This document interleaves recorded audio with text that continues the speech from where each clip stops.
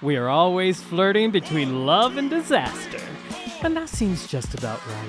It's the QueerCentric, and here's Jonny.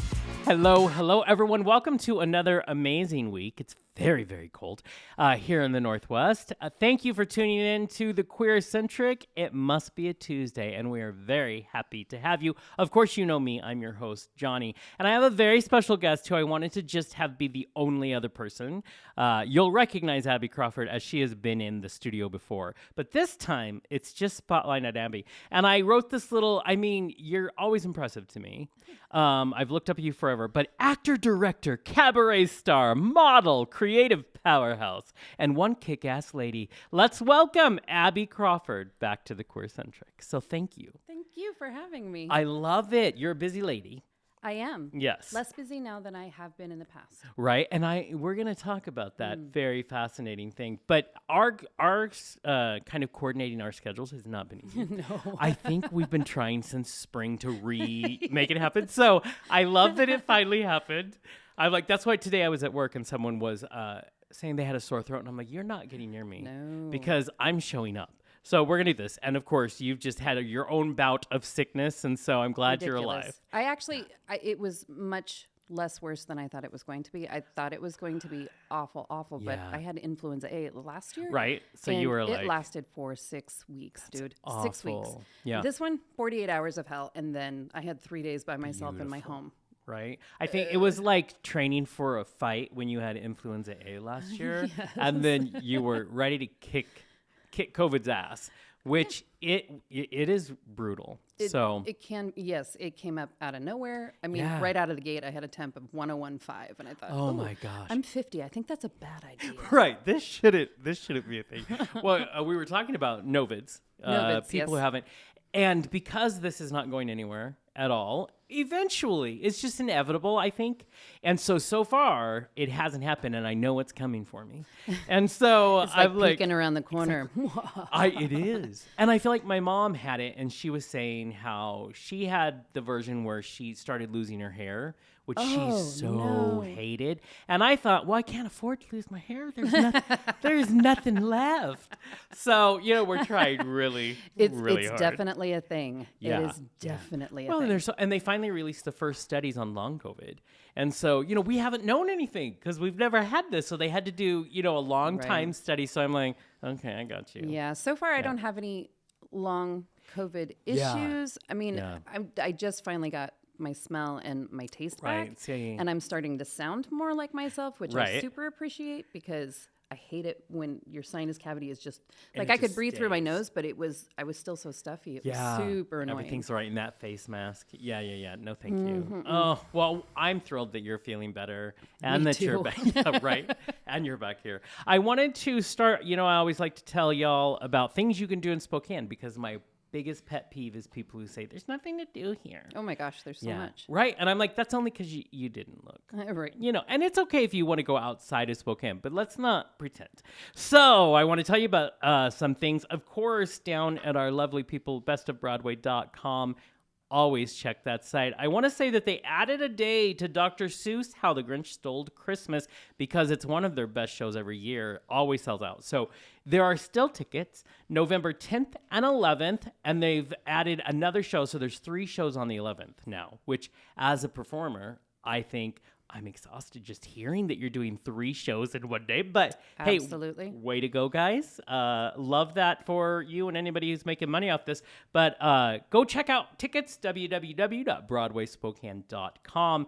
And something else that's also coming November 14th through the 19th at Best of Broadway is Les Mis is in town. Which always just surprises me. It sells out every single time. It's a great show, don't get me wrong. But I keep thinking, everybody's seen it now, right? Exactly. But there's this whole generation of youngins coming up who have heard their parents sing it for forever. And I always tell people, if you have not seen the stage show, go see it because the movie was abysmal. Thank you. Anybody who has seen the stage show knows this, right? I'm such a purist when it comes to that. It hurt. It hurt how I went to the theater excited because my very first Broadway show I ever saw was in Seattle at the Paramount. Les Mis, my vocal teacher, took me. I was a very shy preacher's kid then. Took me to this in the middle of Seattle. I was terrified. And first I learned two things. That show was breathtaking to me because I had never seen, and you, like, just thinking about it gives me the chills. You don't get that same experience when the movie was out. And then she also taught me something that I have taught many an intern, many a child through the years. We were walking back to the car afterwards, of course, pitch black. It's dark. It's like close to midnight in Seattle. And I'm a nervous little timid kid. And my voice teacher looks at me and she goes, I'm going to teach you a secret. Just act crazier than everyone around you and you'll be just fine. And she had no problem with that. And so I told one of our interns here, Daniel, and like later that same night we were leaving here, he lived in an apartment downtown and he was surrounded by a bunch of younger guys who were trying to, and he did exactly what I did. And he goes, and they didn't know what to do, and they just stopped and went away. Good. Like, that might not always work, but it worked. It's a good lesson. Right? Did you know that I had been in Les Mis? I was going to ask you, who did you play? Well, this was a Coeur d'Alene Summer Theater. Yeah. It was the regional, like the first time it had ever been done regionally. Nice. And I was whore number 1, which is on my resume. Yes, proudly. She's the one who says, come on, dearie, why all the fuss? You're no grander than the rest of us. Right, but I was also like the preacher's or the priest's wife or something like that. Right. The innkeeper's wife. I was... there were so many I would pieces. pay to see you sing the song Master of the House. Oh, Lord. Because it's so... it's a great song. It's a lot of fun. Yes. And you can... whoever's doing it, you can just we'll see. own that Maybe role. Madame Thenardier someday. I mean, I saw you years ago in Jesus Christ Superstar. I remember that role very much. The Mary Magdalene? Yes. Yeah, she's good too. Thank you. Yeah. What a great show that was too. I mean, if you're from Spokane, I'm sure a lot of people have memories of they've seen you in something, right? So we're going to talk a little about that because today is all about my favorite subject, especially as I had a birthday, and which is how creativity looks to us. How old were you on this birthday? 48. Oh, happy birthday. Thank you. And it was, my commitment to myself was, I'm not hiding from this birthday. I'm not going to do it. But it does mean I need to realize things have changed, but what does it mean? It doesn't have to be bad, right? No. Yeah. So it gets so much better the older you get. That is exactly, and it should, and we should embrace those moments and those numbers. Absolutely. Because for years, I think it's funny now. I'm like, oh, I'm 48, and I'm having a great grand old time. But for years prior to 48, I would hide every year. I didn't want anything to do with it. And I thought, wow, how I was younger. Well, if you consider that we've been taught that getting older is when we're supposed to disappear. Getting older is the whole, I mean, if you look at what the Golden Girls were, they were 50. They were in their same 50s. age as the Sex and the City ladies. I'm like, wow, that looks so different. I'm 50. Right? I may have the same kind of attitude, but damn, I do not wear the same clothes. Thank you. And thank God for the Golden Girls who were like, I mean... They were pretty sassy, but what I want to pinpoint on that is that they were considered old. Exactly, yeah. Women especially. Yep. Have to deal with this whole, well, you're getting older. Right. I remember my grandmother telling me once I was 50, I had to cut off all my hair. I had to wear short hair. Which was a thing forever. Excuse me. Exactly. That makes zero sense at all. I mean, as a hairstylist, number one, and number two, as somebody who really loves their hair. I love my hair. Right? It's finally where I want it to be. Do you know? And these are things that as I get older, I'm like, oh, it's more of a reclamation project, like who I am, how I dress, who I be. Anything that I do now is more of a reclamation because I've been taught for years to be ashamed that I'm getting older, to be ashamed that I'm not tiny and skinny, or to be ashamed, about so many different things, and I refuse. Yeah, exactly. I actually think that this is why I would say a lot of gay men, but 98.8% of gay men have this affinity for women, especially strong women. Because in the gay community, I died at 32. You know what I mean? Because it's that same or overweight, but there is a community and a sassiness there. But if you were to live in whatever main culture it is. And that's part of the reason I think that is why I'm always drawn to strong women, women of power and creativity. I think it's that same thing. But you were talking about short hair for women. So I remember looking back and going, my grandmothers had the short hair, and it was the older hair. Yes. And I was like, and now, of course, like you were just saying, it's a whole different vibe. There are grandmothers that I'm like, listen, she's got it going on. We have grandmas come in all the time to color their hair purple and pink and blue. Please. Instead of, so many years where women would have that blue cast to their hair or that purple cast to their hair, and people would make fun of them. Well, in theater, they had a name, and because they tended to be the ones that they tend to be the ones that paid the money to go see the theater, so you always knew when your blue-haired crowd was. Yeah. I love that it's not accurate anymore. No, it absolutely is not. And I think that as we grow older and we learn to love who we are. Yeah. I mean, this was my 50th year. Yeah. I had the biggest birthday party. See, that's amazing. I grabbed it and claimed it. And there's not a single thing in this world that will make me turn back. Right. Because who I was when I was 13 and 14, as opposed to who I am now, I super love the person I am now. Right. Where I was still trying to figure out who was telling me the truth when I was 13 or 14, or even when I was 17 or in my early 20s. Good Lord, I had no idea. Oh my God, no. No, I was just raising hell because I thought that that's what was... I was raising hell and looking for a man because that's what I was supposed to... Right. I was taught that I was a vessel for a man. Like I needed to marry and I needed...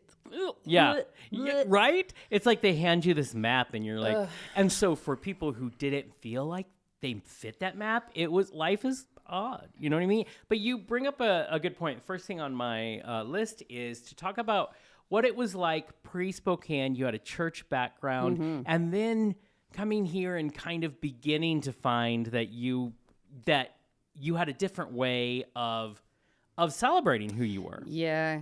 I grew up in Pella, Iowa. It's a small town, about an hour southeast of Des Moines. So in the middle of cornfields. I was going to say. My great-grandfather was a farmer. He had a big farm, and all of our family lived around that farm. We lived 4 miles out in the country. I was bullied all the time. We were poor. It was that kind of thing. But everything stopped on Sunday. Yeah. Everything closed on Sunday. The only thing open on Sunday were the churches. Oh, yeah. And that's it. Now, when I was 13, I was baptized. I was American Baptist. So I was baptized, and a couple of reasons that I was excited about it. Yeah. Number one, because they sing the song, "She has decided to follow Jesus." Yes. And I'm like, yeah, that's for me. Yeah. Right? The water was cold. Oh, fair. And that frightened me. And then, the preacher grabs you and he plugs your nose and he dunks you. Yep. But the minute that I came back up, that meant now that I'm baptized, I get to sing in the church choir. Oh, wow. So that for me, that's the reason that I chose to be baptized. Not because I believed in Jesus. Yeah. Not because I believed in a heaven and hell, but because I wanted to sing in the choir. That's amazing. And everybody always said, "Oh, you have a God-given talent. You have a God-given talent." I'm like, well, I have a talent that was given for my body, but I'm not sure that it was a God. Right. But a lot of us have religious trauma. Oh, yeah. I mean, and getting yourself clear of that is always a surprising thing. I didn't leave the church until I was 18. Yeah. And I had gone to a church camp and had a fight, basically, with some guy who had come to give us a lecture who said, "Christians are the chosen people. We are the only chosen one. We are the only ones who are going to heaven." And I raised my hand. I said, "That's not what it says in the Bible. Yeah. It doesn't say that, number one. Number two, we're supposed to love our neighbor as ourselves. Right? How can you say that somebody else's religion is wrong if they believe it's right? It's not you don't get to judge. Judging belongs to God. Right. That's what it says in the Bible." And he took a minute and he looked at me and you could tell he was just like wheels turning. Yeah. And out of his mouth came, "So you believe in what Hitler did?" Oh. I was like, What? Are you kidding me right now? He's like, "So you believe in evil?" I mean, he just kept coming at me, and then other young people started coming at me, and it took me a minute, and I looked at him and I said, "You don't have an answer." Exactly. You don't have an answer. I was dating a Unitarian at the time. Oh, yeah. That's a whole other world. Yeah, they question everything. Yes. So I went home from that because for the rest of the week, I was being bullied. I was being harassed by Christians. Yes, exactly. Which it was my first like real dose of, oh my God, this is not it. Yeah. And so I went home. I told my mom I'm not going to church anymore. Do you know? And how did she take it? She was confused. I think she thought that I would come back around to it. Yeah. My sister ended up marrying a pastor, and that's when I started seeing, yes, there are good Christians. Right. Yeah. And there are not good Christians. Oh, yeah. You know, and sadly, they're the loud ones. But I was pretty much a vigilante for a long time against any kind of religion. Yeah. But when I started to discover my people within the theater world. Right. And I was a waitress forever. I was a bartender forever. And these people I really started to connect with. Yeah. And so for the first time, like trying to figure out who I was, I could remove the religion. Yeah. I didn't realize that I would have to complete all of the trauma that I had from that. Right. And that's what I've been working on the last couple of years. Well, and it gets into the actual fibers of who you are. It does. But I think what I think of theater people, we tend to feel when we start like we're other. Mm-hmm. And then, like you said, when you find other people that feel other, you bind together. Absolutely. Yeah. I was introduced to the queer community. Yeah. And I felt like I had found what I would consider heaven. Right. Because they love you for who you are. Right. Not for what you can. Yeah. Well, most of them love you for who you are. Yeah. Not what you can get for them or do for them. Right. You know? Yeah. And as a young 20-something, it was fascinating. I never saw a drag queen until I was 21. Isn't it crazy? At the old Herbs over on Monroe. Oh, yes, yeah, like, yeah. Are you kidding? Or not Herbs. Dempsey's. No. Even before.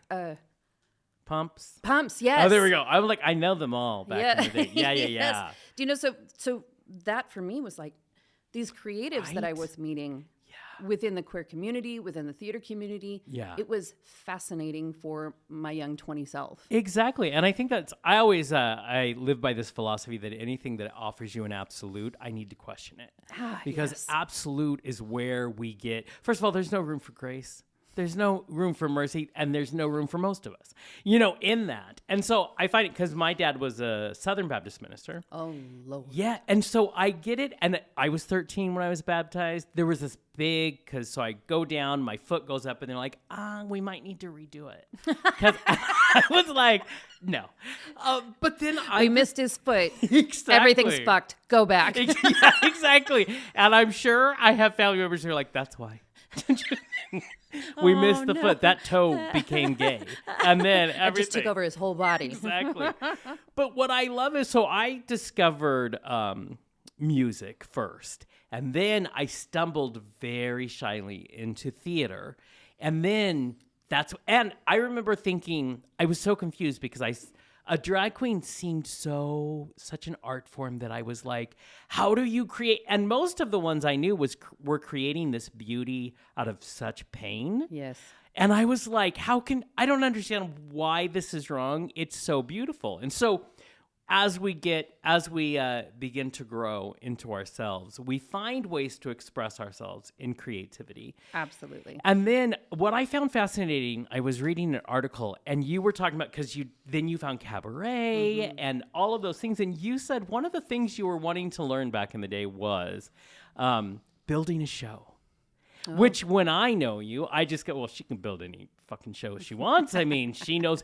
But what was that like? It almost seems like an evolution, really. You find these beautiful things you love to do, and then you want to create on top of those things. So can you talk to me about that moment in time?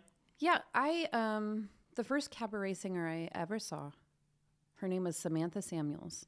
And Monty Danner, who owned Dempsey's, had brought her in from San Francisco. And this woman came out on stage. And this was at the Davenport before it was redone. It was completely gutted. And we were doing a show in there. It was for Spokane AIDS Network. Yeah. And I watched her. And she had that room in the palm of her hand. And I was like, I want to do that. That's the thing I want to do, because she was so authentic. Right. And so that was the first time I actually discovered it. So I was like, I started digging in. I wanted to know what cabaret was. Right. And here in Spokane at that time, cabaret was a movie with Liza Minnelli in it. Exactly. Most people didn't even know it was a stage show, right. you know? and I remember watching that movie thinking, that's not the same thing. Okay, that's not the same thing. So I started digging. I found a woman, her name is Julie Wilson. Mm-hmm. Was Julie Wilson. She's passed since I got to work with her, but I started learning about her life, and she had started in theater and then became a cabaret singer. So I started looking at what American cabaret was. And American cabaret is storytelling through song. Yeah. So I had a million songs that I loved all through my life. And so I decided that if I was actually going to do this, I needed to learn more about it. So I did the cabaret conference, which the cabaret conference at Yale University was one of these things that I was one of 35 people chosen internationally to go. Wow. And I sent in a videotape because anywhere that they were auditioning was nowhere near me. Right. So I sent in a video of my performances, why I wanted to do it, even though I was still a pretty young mother at that time. Isaac was, 9 months old, I think. Oh my gosh. When I actually went to the conference. And so all of this was done with the idea that I was going to go see if it was something that I really did enjoy. And my first day, you sit down with, I sat down with 34 other people, plus all of our faculty. And you get up and perform in front of all these people, and then they tell you everything they liked and everything they didn't like. Right. And it was terrifying. Yeah, oh, for sure. But also the most exhilarating thing I'd ever done. Right. Because they tear everything away so that you can be your authentic self on stage. Because if you cannot talk to an audience, speak with an audience, sing with an audience, and bring them with you on the journey, there's no point in doing what you're doing. So that was the big turning point for me. I was 31 at the time, and I came home and I was like, I'm going to do it all. I'm going to do everything. Right. Yep. But trying to sell cabaret in Spokane was super difficult. Yeah. Nobody knew it. Everybody thought I was a stripper. And I was like, no, that's burlesque. Yeah, that's different. And German cabaret. I mean, they do that in German, but I'm not going to strip while I sing. It's not my thing. And so I started digging in a little deeper because I wanted to, what are the things that I super love? Right. My first big show was about food. Oh, I love that. Everybody loves food. I come out on stage. I'm like, hi, my name is Abbey Crawford. I'm just curious, how many of you like food?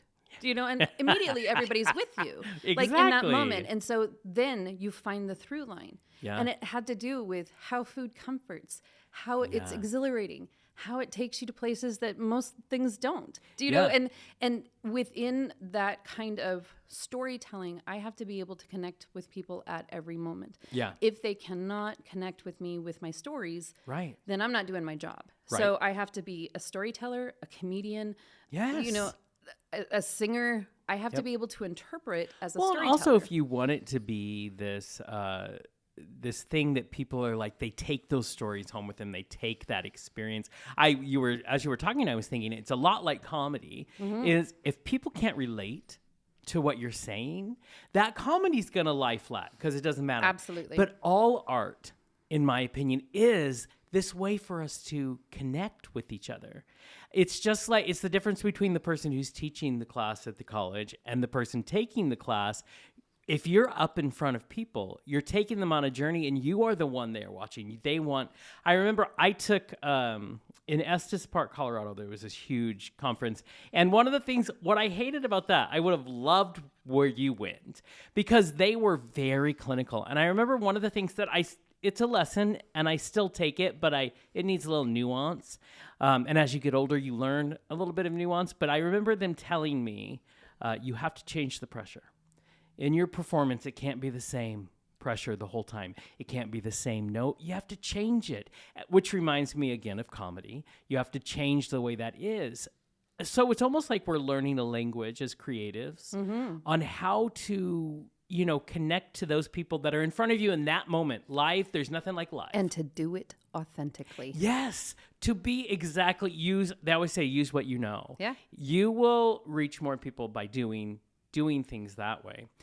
I have to say, so one of the things that I am fascinated with as I'm 48 now and as I'm growing is, and see, you don't strike me as this at all, so I can't wait to talk and find out. But as we get older, things change from when we're 20s, right? I had a lot more unearned confidence, but it allowed me to do things fearlessly. It allowed me to think I could stand on that stage and I could have a billboard and say, I'm doing this show. And people would say, what makes you think you can do it? Well, I don't know that I can. Delusion. Exactly. And so you do it. And as we get older, we are layered by life. Mm-hmm. And sometimes we let the insecurities come in. We let those. And then you find yourself, almost, I call it phase 2 of life. You find yourself going, oh my God, I missed this. And I didn't even realize it's not there. Have you always been this confident, bombastic creator, or did you have to deal with anything like that? Oh gosh, I deal with it every day. I have, much like many people and many creatives, I definitely have imposter syndrome. I've always had imposter syndrome. I know for a fact that I can stand on that stage and I can reach anybody. Yeah. It doesn't matter if I'm singing karaoke. Right. Or if I'm on stage as a soloist with the symphony, which I've done both, I can still connect to that audience no matter what. As far as the confidence, I carry the confidence because there's nothing else to do. That is it. I am a creative. I know exactly what I can do. And when I'm on stage, it's almost like you settle into your gut and you know immediately that you're going to be able to do the things that you know how to do. I know that what I do and what I bring to a stage is different from anybody else. Right. Nobody else can do what I do. Exactly. Because I'm me exclusively. Yeah. And I used to walk into auditions super confident. Yeah. And people would be like, oh, well, you've already been pre-cast. And I'm like, listen, not ever. Not ever, because I enjoy the competition. If you think you're better than me, bring it. Yeah. Do you know? And that's the confidence that I take with me into those things. Now, not always do I think I'm right for a part or I'm going to get it. I really want that part. Yeah. I did an audition for, what was the show? Hello, Dolly. Oh. When Troy Nickerson was directing it, which of course, and I had a client in my chair say, oh, well, congratulations. I heard you were cast as Dolly. And I was like, how have I been cast as Dolly when the audition hasn't even been there? Yeah. And she's like, oh, well, somebody said you were pre-cast. I said, no, ma'am.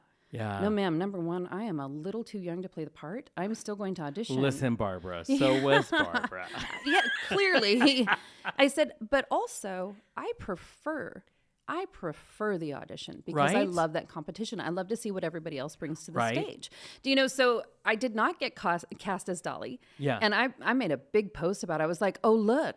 Oh, gosh. I didn't get cast as Dolly. I wasn't pre-cast, but somebody fantastic was. Right. And that's the point of that. Yeah. But even now, like I don't do much performing at this point in my life. Right. And I am okay with this. Well, that seems like a choice that you made. It wasn't you know what I mean? It definitely is, because I was I'm done with a lot of the drama.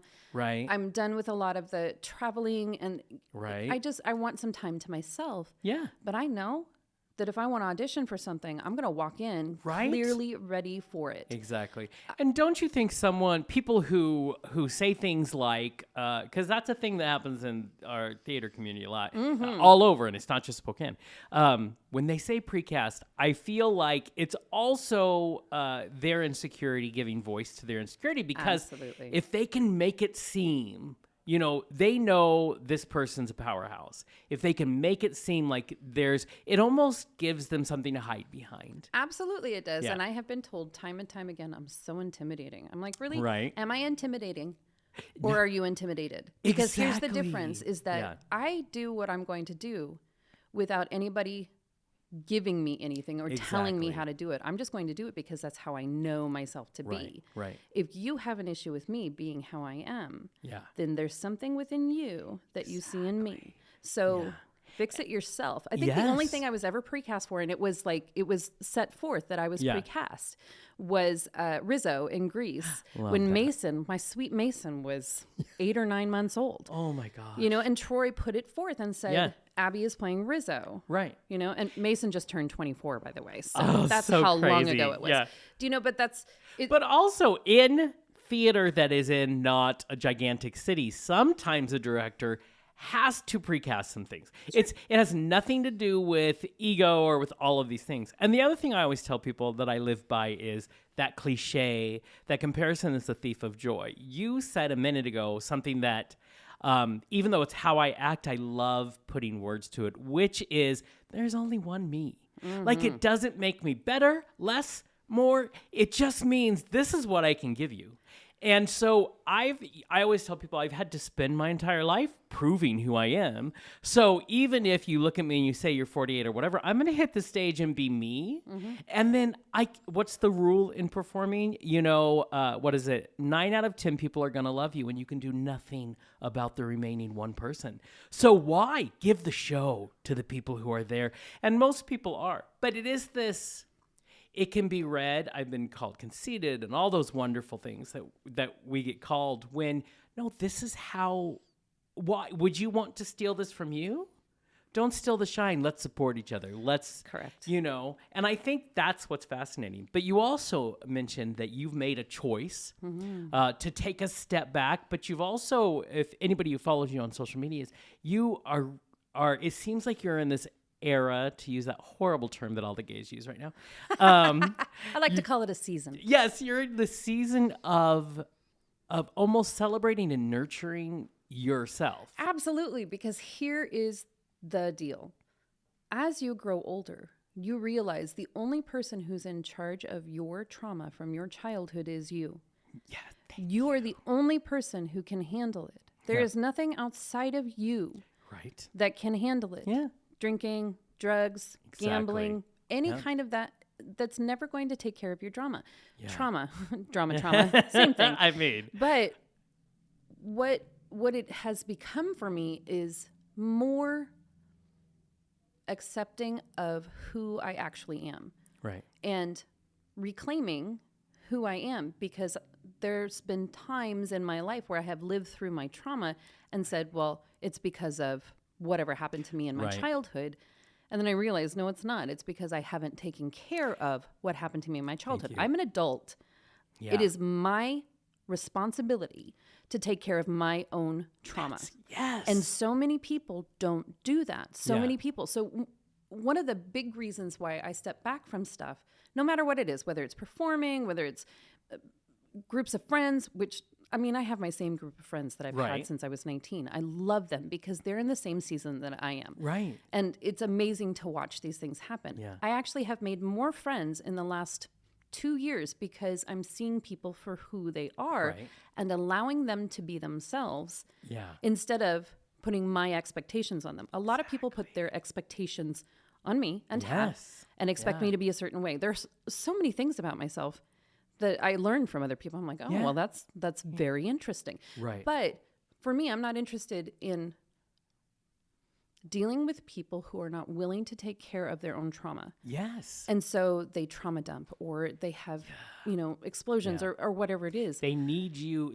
I say we do nothing that does not serve us. Right. So if they need your interaction with that trauma because they're getting something from it. Mm-hmm. But you said it, I've said it a million times, and it's that I could have had, I had my own whatever in my childhood, but when I became an adult, it can, and I'm not saying don't be compassionate and go, people can fuck you over, but it doesn't do me any good because now I became an adult and therefore I get to decide what I do with this. Absolutely. And I think a lot of the ugly in the world is because people don't go, oh, I need to deal with this. I need to work through it. I need to find my way. If you look at what has happened to our world and the men who are running it right now and how much trauma has not been handled in their world. Thank you. It is disgusting. Yeah. It is disgusting to me. Look at toxic masculinity. Oh, it all comes from you just cannot deal with these deep-seated issues. No. And if you would,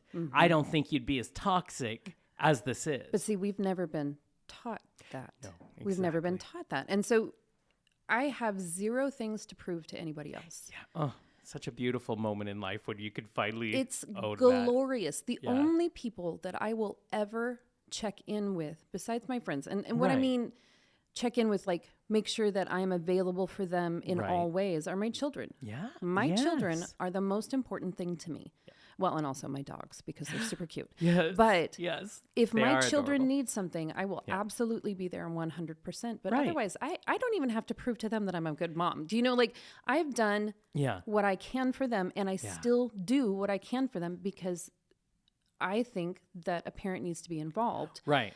Which also means standing back and letting them learn. Right. Right. But I have nothing to prove to anybody. I don't even have to prove things to myself. I just started taking a burlesque class. Yay! It is mind-bending. Oh my God. Because I cut off that side of me when I chose to put all my energy towards my children. Right. My children needed that. I stopped dating. I stopped seeing myself as a sensual human, you know, all of these things. So I was like, well, I want to do burlesque because I want to get back in touch with my body. I want to be in love with my body again. Exactly. And the woman who teaches these classes, she's amazing. It's Bloom House Academy. Her name is Brianna Nicole. She's amazing. She's a psychic medium also. So she has us doing shadow work in the class. Now, I was a dancer. I was like a trained dancer for 17 years, and then I did theater, you know, and all that. Dude, my first class, I couldn't even balance. I was like, oh my God. You know, so I had to rediscover. It was amazing. But That's also so learning where it is in your gut, where you live, where your body lives, what do you think about desire? What do you think about sensuality? You know, all those things. Because to me, I'm not a sensual human. Right. I you just flip that but switch. I don't. Yes. Yeah. And I'm finding that part of me again, which is super wild. But first class, I cried. Second class, I cried. Third class, I rage cried because I was pissed off about all the shame that I had been taught about my body. Mm-hmm. You know, fourth class, I did not cry. I was super good about that. But fifth and sixth, I was sick with COVID. You know, but I signed up for the next round because obviously it's doing something. And she has this new. It's a new one. It's a 4 sessions called Serpentine Gateway. Do you know where it's like dealing with somatic sensual movement, all this kind of stuff? Because that's something that I'm choosing now. Something that I believe I need. And this is what I love is because twofold. One, I wanted to mention that when you are an entertainer at all, and it doesn't matter what level we are, we don't have to be Meryl Streep, but there is an ownership that certain people in the public will take of you. And so when you choose to step back, there's almost like this feeling from some people that they're offended and they want to know why they don't see you more, which I love. But at the same time, you're talking about this class. For me, creativity is a way to get in touch with our souls, really. Mm-hmm. And it's not, because when we finally own our own creativity and understand that it's what's feeding us and we choose when to share it out there, this class is you're still finding your creative soul and your creative, you know what I mean? And it doesn't have the same anchor as someone in the public saying, well, I've seen you on stage, I own a piece of you and I want to know why you're not back. You are owning your own creativity again. Absolutely. And it feels delightful to be able to do other things. It was the same way with my felting. When I started on my felting, it was a completely different world. Love. And it gave me the outlet I needed, and it was super calming because I'm stabbing at wool for hours, making beautiful things, and then I don't stab people. You know, I mean, not that there I are actually hats, ever, and the mushrooms are my favorite thing in the world. Yeah. It's super fun. So I'm always looking for different avenues of creativity. Did you ever see my Pandemic Saints that I did during? I don't think I did. Oh my God. I'll have to send you a picture of those. Yeah. I have like, I don't know, 11 or 12 of them that, you know, you're at home, you're in quarantine, you're in this lockdown, and there's no room for creativity. It was so many people rediscovered some of the stuff that they hadn't done in ages. And it was all artistic because you had to do something. Exactly. And I created my pandemic saints. There was a saint who had toilet paper, and there's a saint who had hand sanitizer, and one who had all the snacks. Listen, you know? They were the saints. Yeah, you know what I mean? Seriously, but we're always finding ways to create because as creatives, we have to have an outlet. Yes, and there is no... I totally feel you because there's no way not to... First of all, my brother always tells me, be careful if you ever stop a project because I don't like to see what happens to you when you don't. And it's true. I took 3 years off once and it was the worst 3 years of my life. There's always a way. But I think creatives need to begin to understand that they can own their creativity. What have you ever heard of The Artist's Way? Years and years and years. Julia Cameron. Mm-mm. She wrote a book. It must be 25 years ago now. And it was about people rediscovering... because a lot of people are afraid of it. She has updated the book, and so I'm reading it again. But what's so funny to me is it's for people who are old, and I'm like, oh yeah, I think I'm there.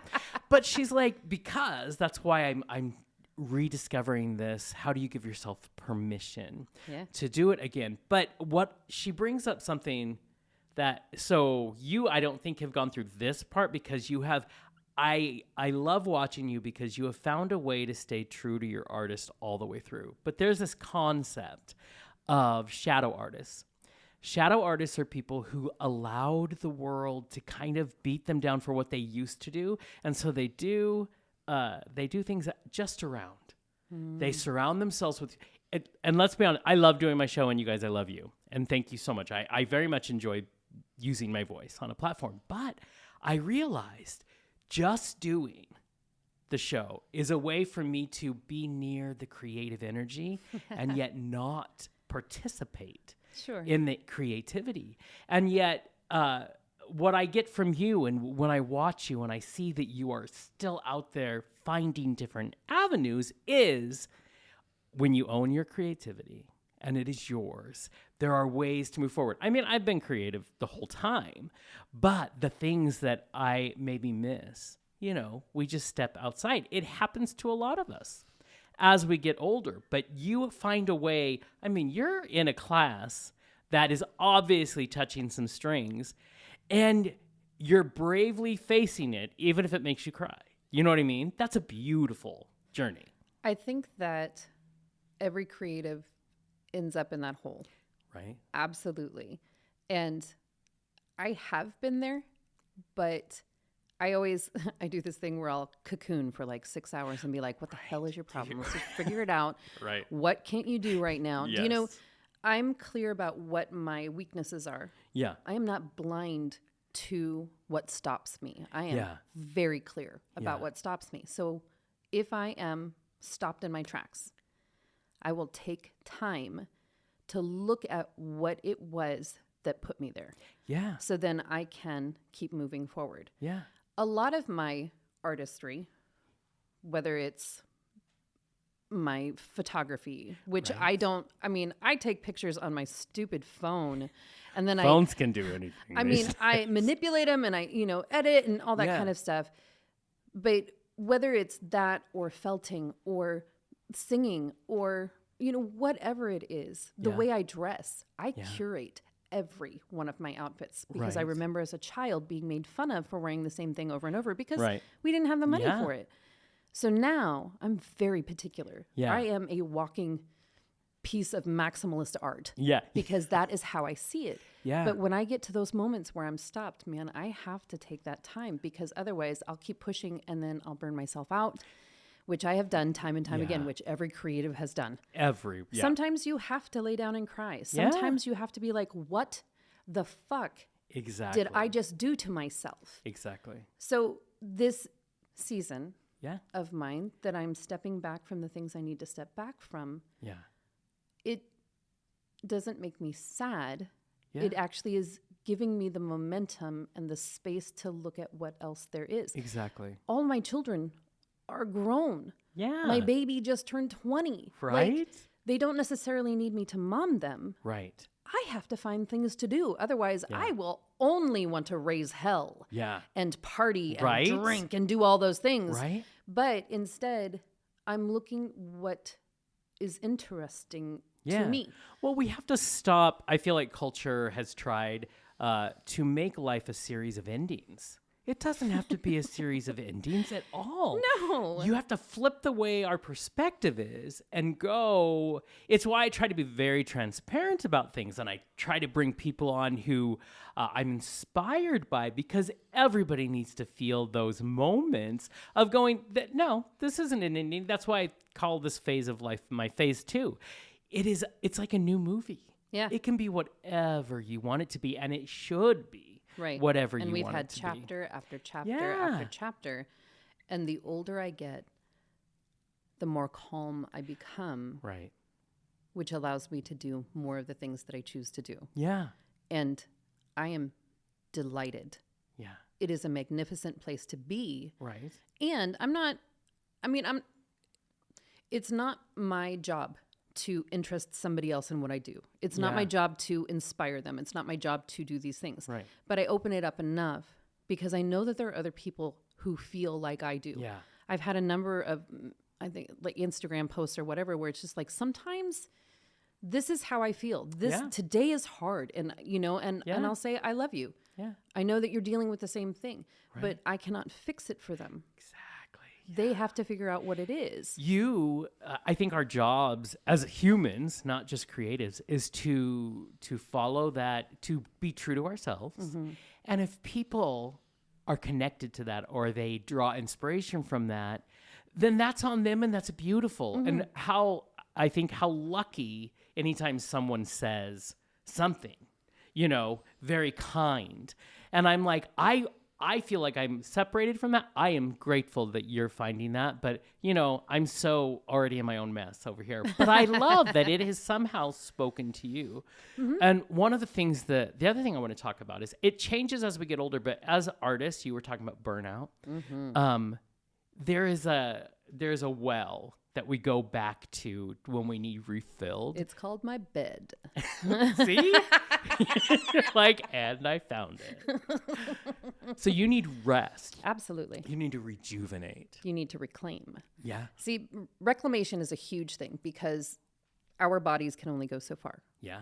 And when we overpromise and we overgive and people take and take and take and take, because that is what this world is about. People take and take and take and take. And that's what we're taught. Yes. Yeah. And so you give and give and give and give and give and never expect anything in return. Yeah. Yeah. I give and then I step back. I give and then I step back. Right. Because I am not interested in being somebody's buoy. Yeah, exactly. I am interested in making sure that my friends are well. Yeah. That they are taken care of. I will do anything for them. Yeah. I will do anything for my children. But when it comes to the greater good, I will put forth what I can. Right. And then I'm going to come back and take care of myself so that I can keep putting forth what I can for the greater good. Did the airlines teach us nothing for the past 50 years, which is you must take care of yourself in order to take care of others. That's correct. But put your mask on first. Right? But you have a beautiful energy.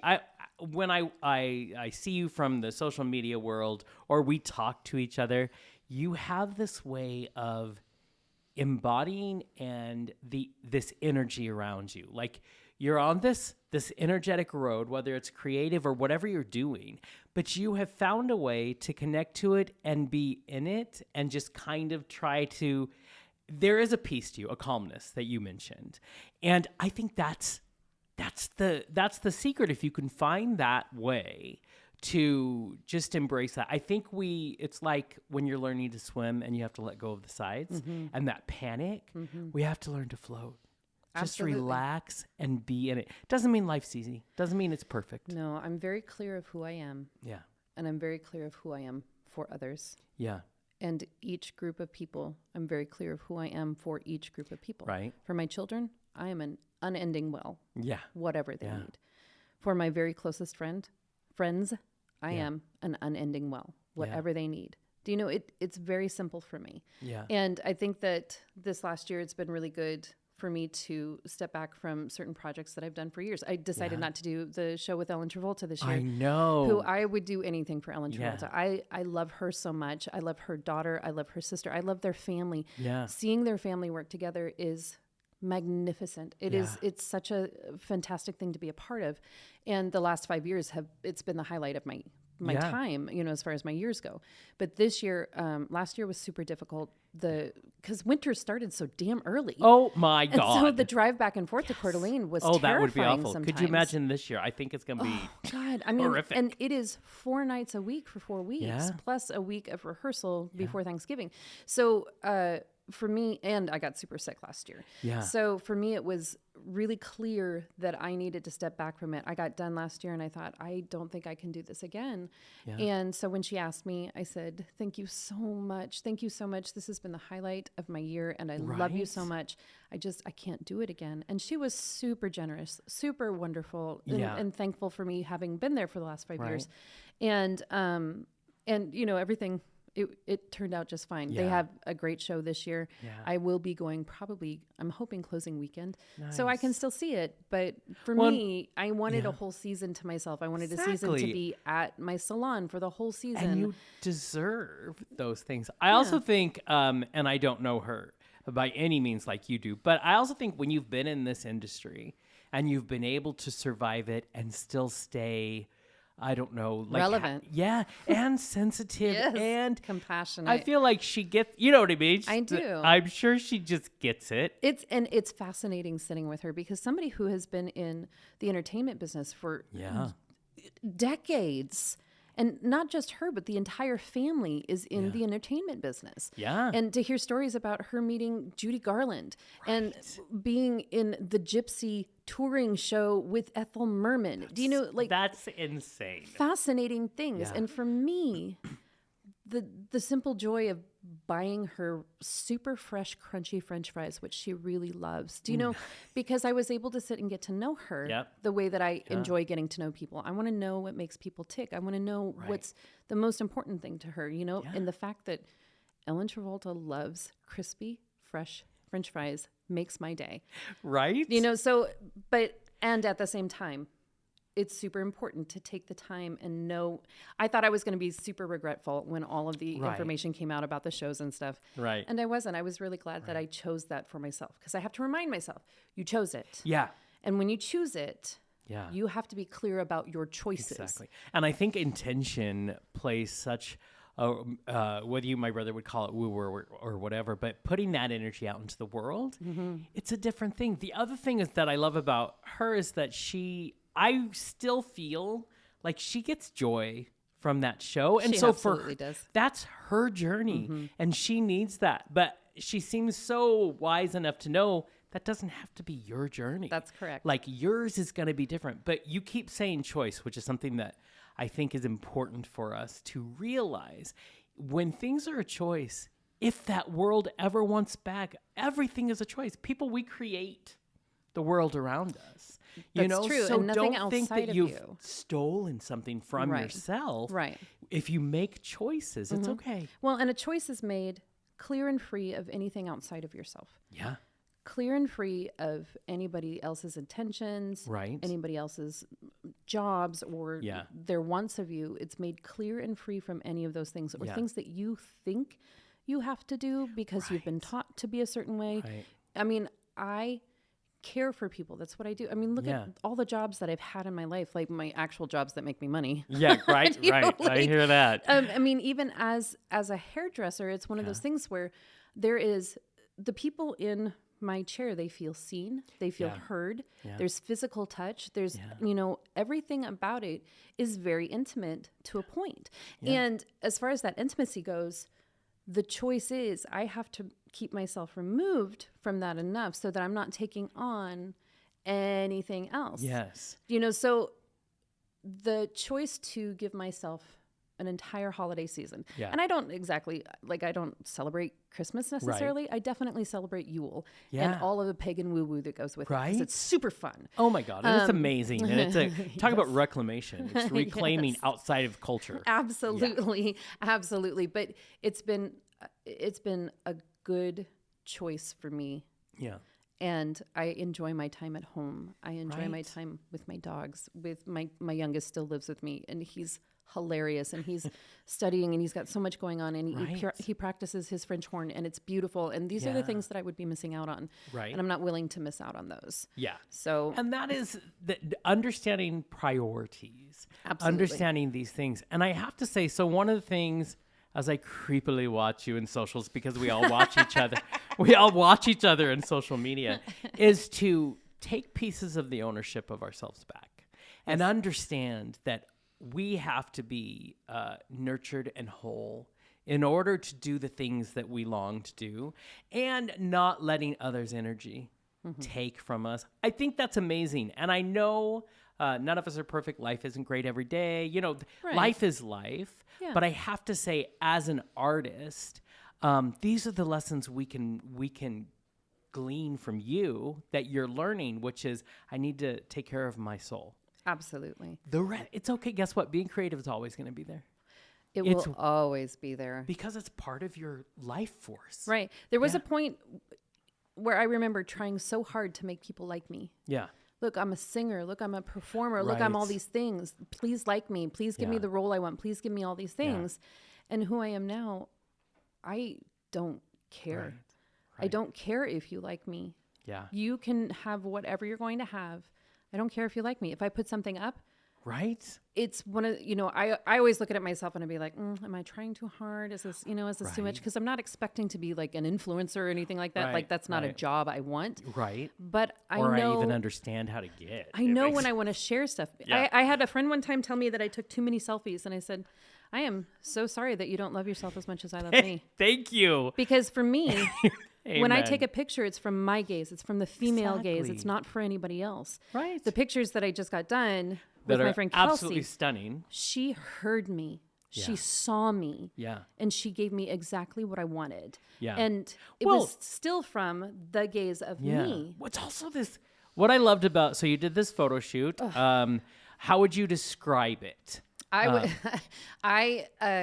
had done a witchy photo shoot with my friend Chris Woolley last year, and it was super cute, and it was super, there was some dark witchy stuff, and it was very pinup too. Right. And then I was like, you know what? I want dark.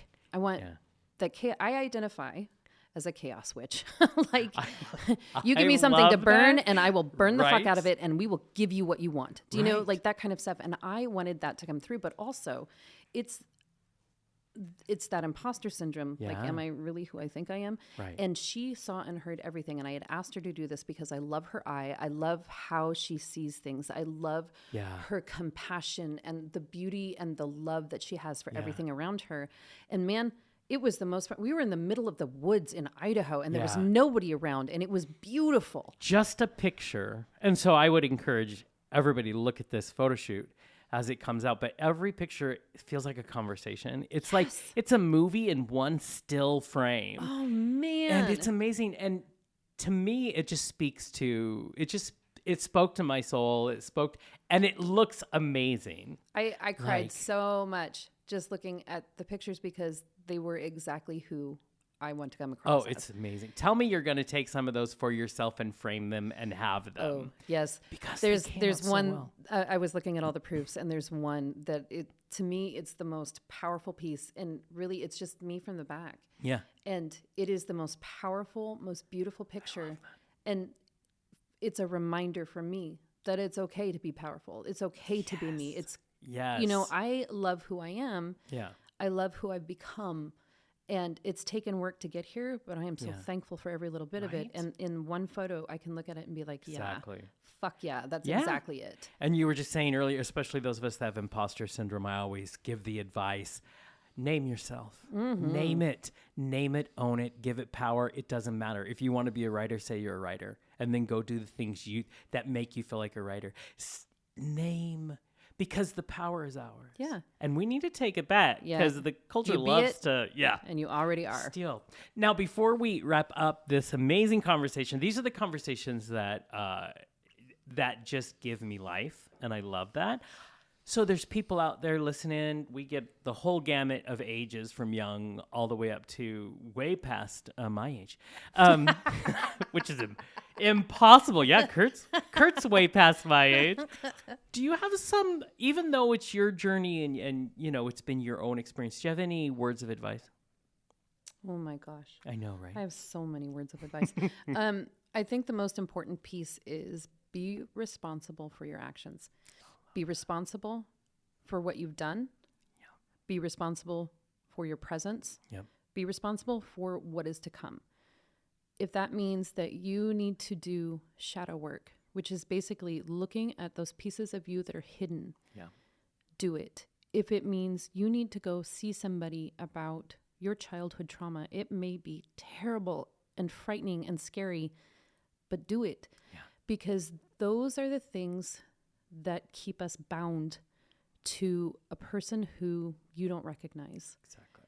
And once you can handle all of that stuff, and really, it's an ongoing, I'm doing a shadow work journal right now. There's always work to be done, but be willing to be responsible for your actions.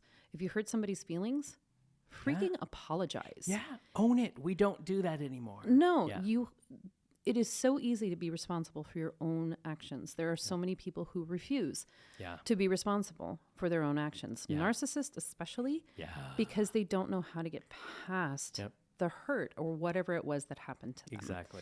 And there's a lot of fear there.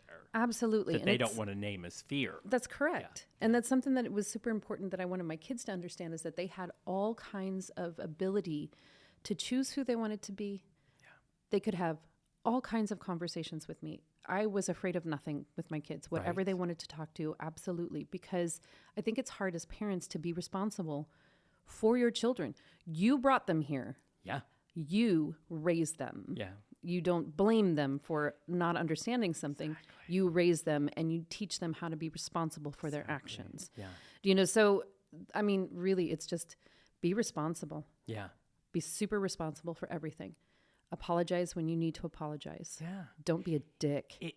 Thank you. I tell people all the time that my religion is don't be a dick. Yeah. That's, I mean, truly, I gave my kids the absolute authority to call me on my shit if I was being passive aggressive, if I was not communicating well. And oh my God, they did it so many times. And I'd be like, and it would take me a minute, but then I'd stop, apologize, and say, okay.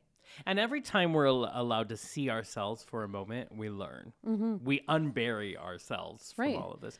I have a sign on my office door and it says, before you come into this room, please take responsibility for the energy you bring into it. Absolutely. And that's what we need to do. I have to tell you, I adore you, always have, and we know this. Conversations. And I adore you. Thank you. Conversations like this, these are the authentic conversations I want to have. Yeah. And especially people in the creative world, I think we all have creativity in us, but people who try to live our lives on that creativity vibe, I love it. And so please don't hesitate to reach out to us here. If you have questions for Abby or you just want to tell her how absolutely amazing she is, please do that. Remember, the show comes out every Tuesday on the QueerCentric.com, and you spoke. We listened. There's merch now. So go do that. It's something tangible. You can have a Queerdo shirt. You can have our logo on shirt.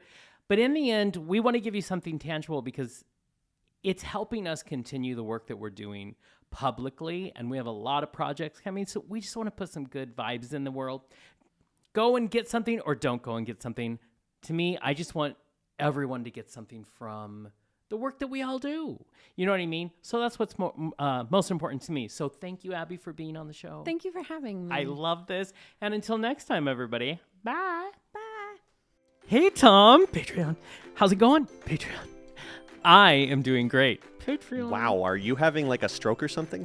What are you talking about? Patreon. That's just my weird eye. Patreon. Well, no, I'm used to that, but you're skipping like an old CD. Should I knock you on the side of the head? Oh, okay. Calm down. Patreon. I read this thing on subliminal advertising, and since we are pushing our Patreon, I thought I'd try it out. Patreon. Well, very subtle. I'm not sure your version of subliminal advertising is quite the method they had in mind. Patreon. Now you have me doing it. Once you start, it's kind of hard to stop. It's kind of soothing. And if by soothing you mean nails screeching on a chalkboard, then sure. To be very clear, it's annoying. Yeah, I picked that up. Thanks. We could just be straightforward and tell people to visit our Patreon at patreon.com/thequeercentric. But I was hoping to be cool and stealth-like. And you were accomplishing neither of those things. You're always ruining my fun. Fine. We can just tell them that we have different levels of donations and you get cool stuff on each level and even get exclusive things. Oh, that's the attitude. Your enthusiasm will be really contagious. Visit us at patreon.com/thequeercentric to support us today. I mean, I swear it's fun and we will forever be grateful. There you go. Patreon. Come on, are you serious? Leave me alone.